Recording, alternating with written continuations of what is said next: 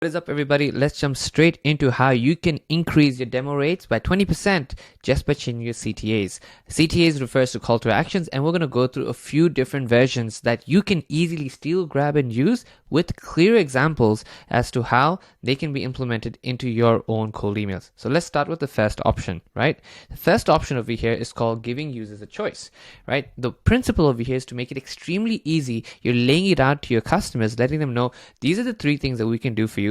What do you want to do from this? What we're trying to achieve over here is help them with the laziness. They just reply with 1, 2, or 3. And second, don't get them to think, right? Instead of giving them an open-ended question, which generally leads to a low response rate, if you give them a clear question, do you want this or this or this? We'll make it easy for you. So let's read through this very quickly as to how you can implement this, right?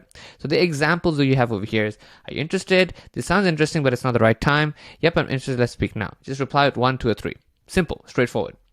And how can that be applied into an actual email? Be like, hey, first name, most e-com companies experience one of these 3 problems. This is obviously if I'm sending this to an e-com business. They see an increase in customer acquisition costs, they see quick ad fatigue, and they see improper retargeting after iOS 14. Now, all these are very core problems that people in the e-commerce space face. And I'm going to ask them, which one of these are your biggest problems? Choose one that applies to you, and I'll send through a solution that will fix this for you. Very, very simple. Now, what you can actually do over here as a result of this is once someone replies positively with 1, 2, or 3, you can actually send them through a subsequence with already predefined answers, right? So nothing of this has to be manual. It can be completely automated. You can do that through Smartlead or any other software that has an if-else conditioning premise that lets you go ahead and say, okay, if someone replies with this, you go ahead and do that. So that is one simple way, giving users a choice. Now, let's go to option number 2. The option number 2 we have over here is repeating your call to action and saying your value in the call to action. So what I mean over here is effectively repeat your value in the CTA, right? So instead of just saying, book a time with me, jump on a call with me, let's speak through this, are you free to chat about the product? Instead, if you're trying to sell a product or value to your customer through an offer, you want to repeat that in the CTA. So an example is, are you free for a call this Friday? Discuss how we can increase your employee productivity. You see, you're not just saying, are you free for a call this Friday? You're giving the intent behind the reason for them to say yes. Another example going across the premise of our e-commerce thesis that we have here, saying, hey, most e-commerce companies in the beauty space like yours are getting hit with increased customer acquisition cost after the iOS 14 launch. So we've called them out on the main problem that they're facing. We're identifying the persona for them. So they're labeling themselves saying, yep, this is me. If you're available for a quick call, I can explain how we helped businesses like yours battle this with a new tracking snippet. So what I've done over here is simply gone ahead and positioned the CTA, and I've also repositioned what the intention of the call is. The intention of the call is to see how we can help you with this value proposition of ours, which is an increased or better tracking snippet. So you want to go ahead and repeat the value that you offer to your customers in the CTA instead of just saying, are you available for a quick call? Are you available for a quick call so we can do X, Y, and Z for you? That gives them that last hint that, yep, I want to go ahead and do this call. So now let's go to option number 3. All right, call to action number 3 that you can try is making it a simple yes or no, right?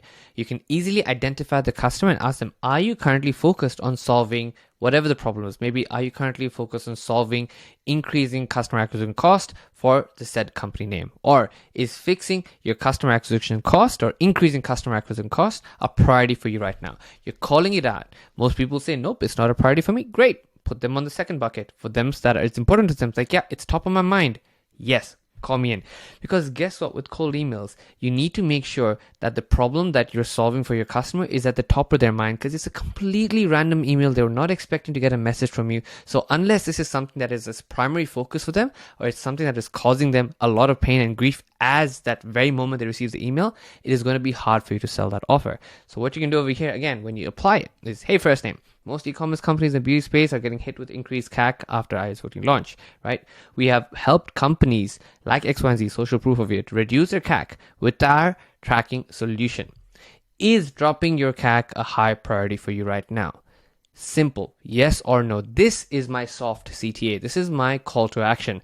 I'm not going to say jump on a call with me, no, I'm just asking them, is this problem important for you? If it is, guess what? Let's jump on a call, right? So that's what you want to run over here. All right, so this is one of my favorite ones that I end up using because it helps you alleviate or run away from the breakup emails that is often sold.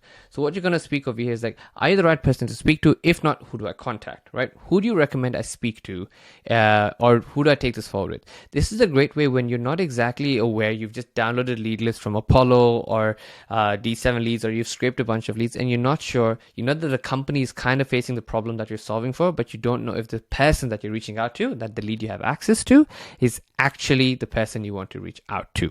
So let's go through this again. Hey, we helped company A drop their outbound costs and improve the overall sales efficiency by 23% at no extra cost. This is what I would send as smart lead, right? Is this something that might interest you right now? If so, can you point me in the direction of the person that handles this problem? Now, here's what this is saying. Even though I know that this is a person who's meant to receive this, if they say, oh yeah, that's me, I'm the person who handles this, tell me more about your product. Or if they say, okay, nope, I'm not the one who handles this, but here's Jill or here's Joe, they're the ones who actually handle this for there. So you're not at a loss. If you have identified the right person, they're going to identify themselves and say, yep, I'm the one who fixes this, tell me more. If it's not them, you've easily put it out there saying, yep, I'm pointing in the right direction, just speak to this person who's my director. A very, very simple, quick win that can really help you just escape from those not interested instead and actually get some positive replies.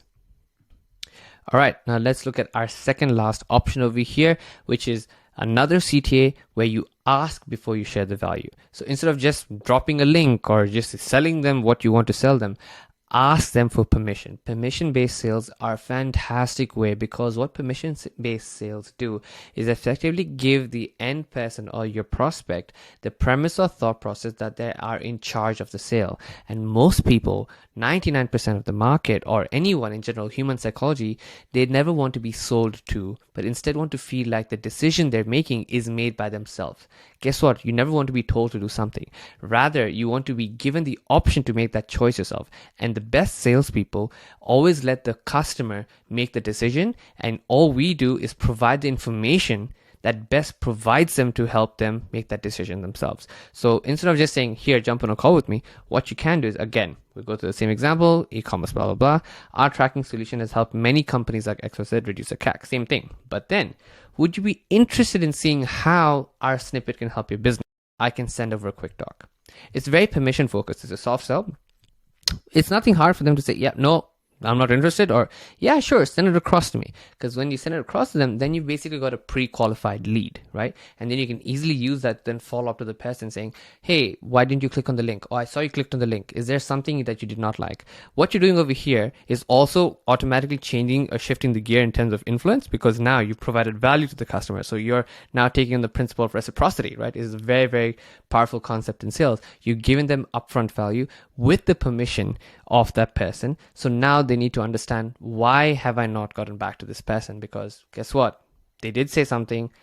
They asked for it. I said yes. They sent me the value bomb, and now I'm not responding to them. You are not going to see a negative response over here. You're going to see a lot of positive results as a result of the CTA. And now let's look at the last call to action, that is Calendly, right? Or basically a booking link. Now this is a more classic one that a lot of people use, and you can simply say, yep, same issue as always. Is there something that might interest you? If so, please book a meeting at your convenience, and here's a link to my calendar. Very simple, very straightforward, very to the point. I've included this because it's a very popular one, and this is what a lot of people do.